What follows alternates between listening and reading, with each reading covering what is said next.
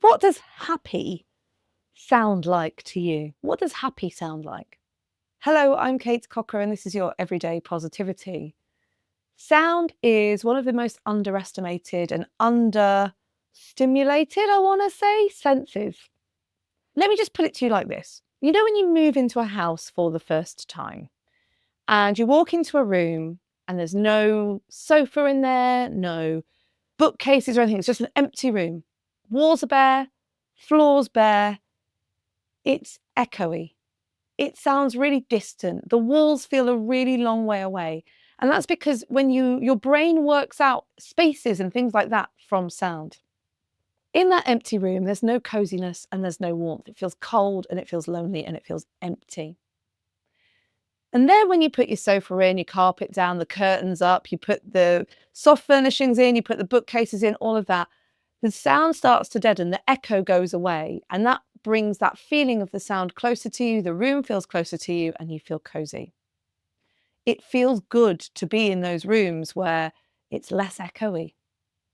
And the reason I bring that up is because when you understand that sound makes a difference to how you feel, you can start to play with it a little bit. There is an album that was released last year called Arnia, and it's like 60 minutes of compositions by musician Laurie Porra. Now, Laurie was traveling around the world and discovered that they were feeling really lonely and really distant from home. I don't know if you travel a lot, but when you do travel a lot, you feel really like you are not tethered, distant from the family. And so Laurie Porra composed music that was all about sounds from their homeland. Birds in the wood with some simple piano across it. It's beautiful. We'll put a link in the episode notes to this album. It's absolutely gorgeous. But if I were to say to you, what does happy sound like? I bet you would think something like the birds in the trees, for example. You know, that feeling as you're walking and suddenly the bird song hits you.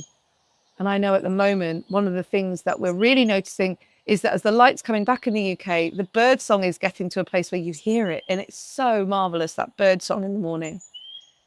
So I want you to think about, what does happy sound like to you?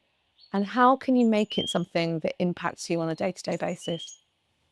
I'll be back tomorrow with another episode of Everyday Positivity. In the meantime, have a great day. And remember, you have 100% got this.